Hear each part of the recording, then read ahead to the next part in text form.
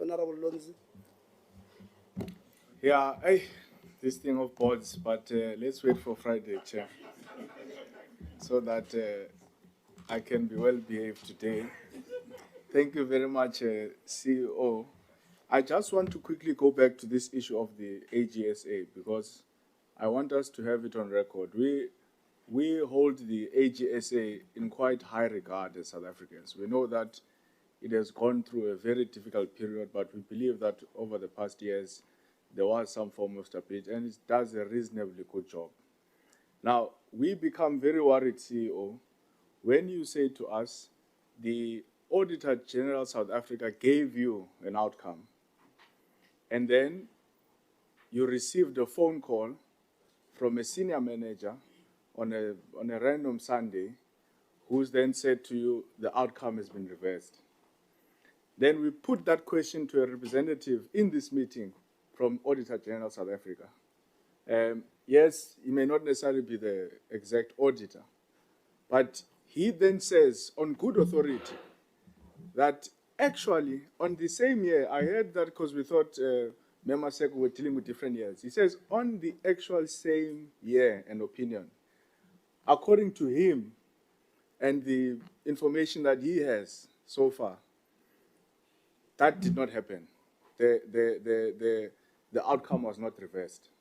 So I just have very pointed questions for you, CEO, so that we can, when we follow up on this matter, we can have the right. The first question is, who is this senior manager that called and said the Auditor General outcome has been reversed? The second question is, when the AGSA communicates an outcome with the entity, how does it do that? Does it do it by phone call? Does it do it by email? Does it do it by WhatsApp text message? Now, I'm not trying to be facetious. The reason I'm making this point is that if there was a formal communication about the outcome of AGSA to the entity, and then the entity then says, I received a phone call from a senior manager who said it's been reversed, that would be extremely problematic. One would then expect the entity to say, in the same formal and official platform that AGSA uses to communicate the first outcome, that's where they must communicate the reversal. So if you can just quickly answer those questions. You don't have to explain the process, just those pointed questions, CEO, so that when we follow through the chair of the committee, follow up on this thing, we're able to, because it means between the entity and the AGSA, there's a problem. I'm not saying it's you, could be the AGSA, could be you, but we must get to the bottom of it because, as I said, we hold the AGSA to very high regard in South Africa. Thanks, you. Thank you very much, Honorable Lonzi. I think the first question was, or is, how do you communicate with Auditor General SA? I can provide minutes of the board wherein the board approved a qualified audit opinion. I was trying to go through my phone to check because I know it was a Friday that day. So, sorry, CEO, with respect, I don't want to cut you. I don't want us to speak past each other. Yeah. I got you when you said the board approved the outcome. That one I don't have a problem. That's your process. Yes. I think the question I'm asking is, how does AGSA communicate an outcome with you? And the reason I'm asking how do they communicate is because you are saying to us on Sunday, you guys received a phone call. That's why I even made the joke about WhatsApp. Do they send it on WhatsApp? Do they do email? You received the phone call and the phone call says the Auditor General has reversed the outcome. Now, if the AGSA has a formal way of communicating an outcome with the board, I would find it extremely problematic that the board will not go back to that formal process, but the board will simply rely on a phone call on a random Sunday afternoon from a senior manager whose name we don't know. So maybe share the name of the senior manager as well, CEO. Okay. No, thanks, Honorable Lonzi. I think the part that you are missing is that the chairperson of the board received a phone call that Sunday, and he called me that Sunday to say that there's reversal of audit opinion. And that Monday in the morning, there was a special board because you can't process that reversal without a formal board. And the senior manager's name then was Nana, what's his name? Shai. And the communication ended up coming, obviously, in writing, which was processed for that special board that happened on a Monday. No. So in short, Yeah. Friday, qualified audit opinion, Sunday, phone call, we call a special board Monday, and then we receive the communication thereof. No, thanks. I think that's what I wanted to check, CEO, to say that you did not rely on a phone call that the outcome was reversed. You are saying to us on record that AGSA communicated with you formally that firstly, you've got a qualified audit outcome on Friday, then you receive a phone call on Sunday, and then they send you a communication formally on Monday saying we've reversed what we sent you on Friday. That's what you're saying to us? All right. Thanks, you all. We'll follow up through the chair on how that happens, because I think it's extremely problematic. The other question I want to ask, and this is related to the gap that we have between the accounting authority. Because I think, as far as I last read the act, is that even you as your term of office is partially in line with the term of office of the accounting authority, and then I think you've got a leeway of about 6 months or so. Now, obviously now that is going to be impacted because we've got no accounting authority. I know we don't use it interchangeably, but the boards are not there. I want to ask this because in part of the investigations which took place, one of the biggest problems we had there was that there were grants which were allocated without approval of the accounting authorities. Now, I've got two questions. The first question is, was there ever a grant under your leadership which was approved without the permission of the accounting authority? Maybe let me start with that question. It could just be a yes or no. No, sir. Thank you, CEO. Now, we don't have an accounting authority, and there are very important things that you even informed us that need to be signed. And yes, you said 7 March, they did sign a lot of them. I want to check if the accounting authority is not appointed by the ministry or the department, at least in the next 2 months or so, are you going to be forced, or rather, are you going to be under a risk of having to process certain things in the absence of an accounting authority? Or do you think you can survive the next 3 months without an accounting authority?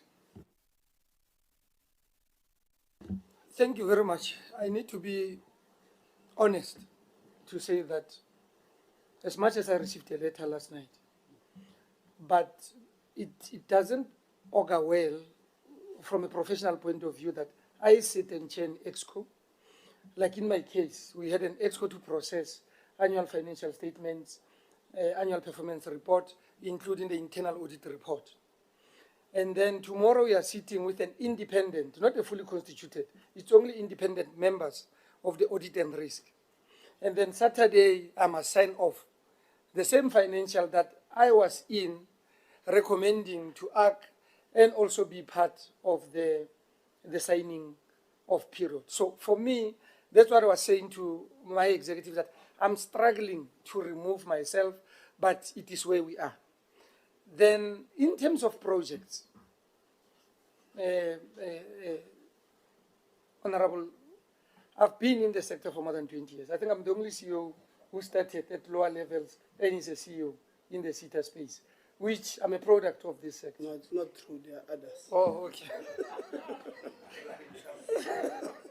So the long and short is, we are able to preempt. So what we did already last year, which is what we've been doing for the past 3 years, if you want to report on the first quarter, you must go to the market early. So the board of November approved the adverts for 25-26.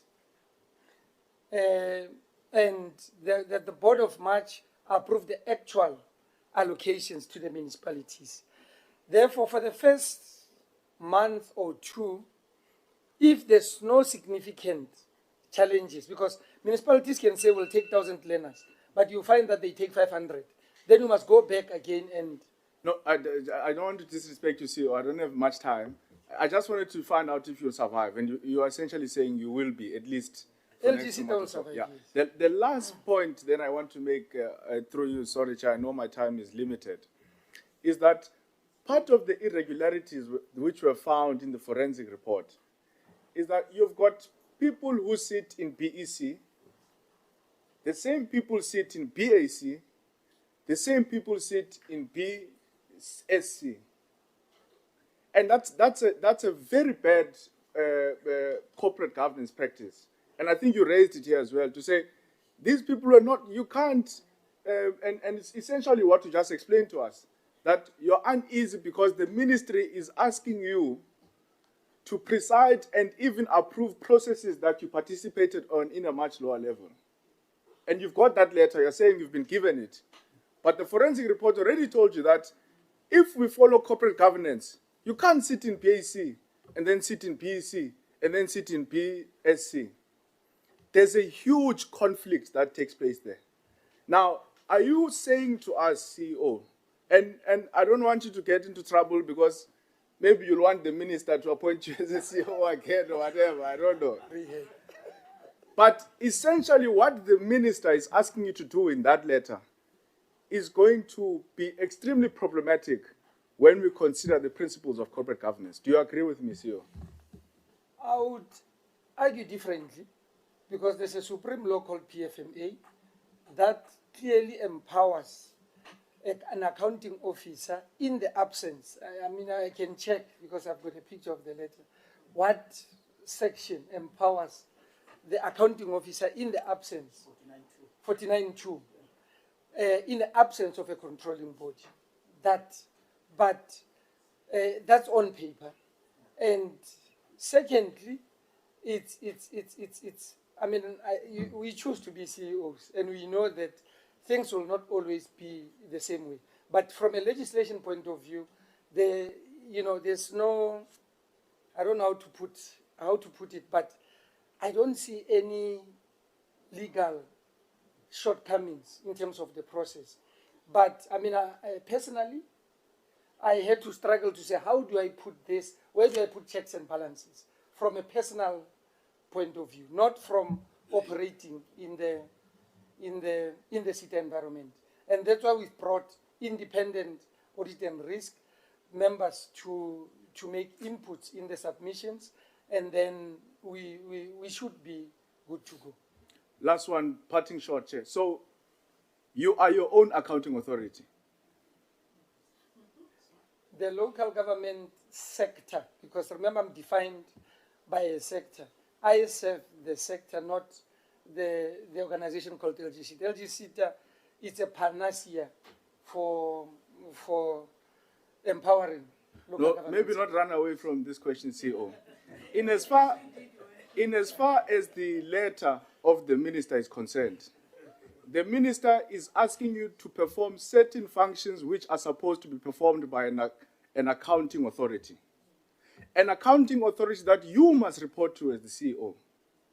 Maybe I need to also qualify that other aspects of the letter, the minister is very clear that when the accounting authority comes in, I must take them through each and every decision that I may have taken in the absence of the accounting authority. So I must not just give certain aspects of the letter. There's also that emphasis to say that when the new accounting authority is appointed, just make sure that you take them through each and every decision. And maybe to help you, Honorable Lonzi, we do have a company secretariat and a in-house legal department. And all of these decisions are separate from the office of the CEO in terms of administration. So we'll make sure that the resolutions that are taken should be documented by the company secretariat within the parameters of the law. But like I'm saying with LGC, for the next 2 months, 3 months, we are good to go. And I'm very fortunate that I'm the CEO who started last in January when others started in September and so forth. So I do have a contract until the 31st of December 2025. Not a question, Chair, just a joke. This scenario reminds me of a premier and a chairperson in the Northwest.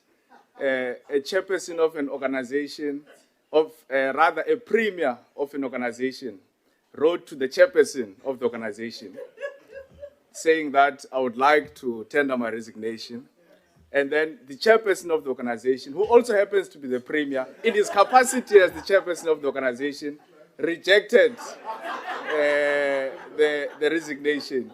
So I think, and you are from the Northwest. No, thank you, Chair. Yeah, no, I know Honorable Lonzi ended up on a lighter note, but I think the point that he's making as CEO is that even though you do have a company secretary and a legal person in the board, they can approve.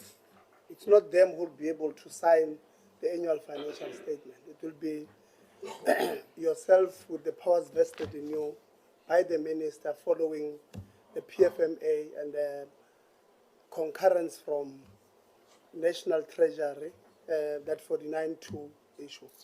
The point is making, and which I hope you'll make to the minister, is that this, so in essence, what this means is that the sitters for this period are under administration. And because the same person who is an accounting authority or accounting officer is now been given an extended powers to do accounting authority work. So this is the point that Honorable Lonzi is making. We must make that point, Honorable Lonzi and members, to the minister, that it creates a corporate governance problem. We have, my views are on record, that I don't like administration because absolute power absolutely corrupts. Because if I am approving, I mean, the CEO puts it right, says, my conscience on this thing is a bit challenged because I met with EXCO and approved the annual financial statement. That must go to the accounting authority. And when they get there, it's me who's going to approve and sign off. The same process. I'm sure even the AG will raise some concerns on that because it does not make a good reading. And it's a point department we must take very serious. We'll raise it again with the minister and the DG on Friday when we meet about the whole issues of the sitters. At this point, Honorable Lonzi, because there's no boards and there's no board chairs, the only other viable option legally the department or the ministry had was to was to delegate the powers to the DG for 21 sitters. It was not going to work. So I can tell you, if she had said the DG must be an accounting authority of 21 sitters, it would have been worse. So this, on the face of it now, it was the best possible. It's not ideal, it's not what we want. But given the situation where it was the best possible thing to do, to give the management to run these things, even though personally I have a serious problem with administration. I've not seen one successful administration period, myself personally. I have a serious problem, and I'm not saying I'm not going to support administration where the current leadership fails to do things right. But I generally have a problem with administration, and what we are seeing here, we've got now 21 sitters from yesterday. You said to receive the letter yesterday.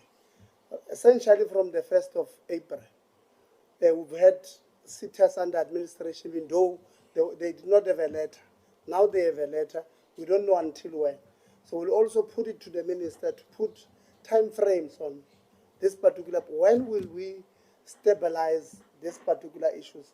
The DG must also come, because I know when they had appointed the NSFAS board, he was boasting here in front of us. See, we want stability. And we're putting board stability. And Honorable Lonzi asked them, how far are you in appointing ministerial appointees to universities? It became as if he's got flu. The voice vanished at the Honorable Younger. Before, I think Honorable Lonzi must also say, I think maybe you are not declared. I think you've got businesses. You know the way you differentiate between the three committees, the specifications committee, the adjudication. You know the way you move there. I suspect you might be running a small company. Honorable Younger.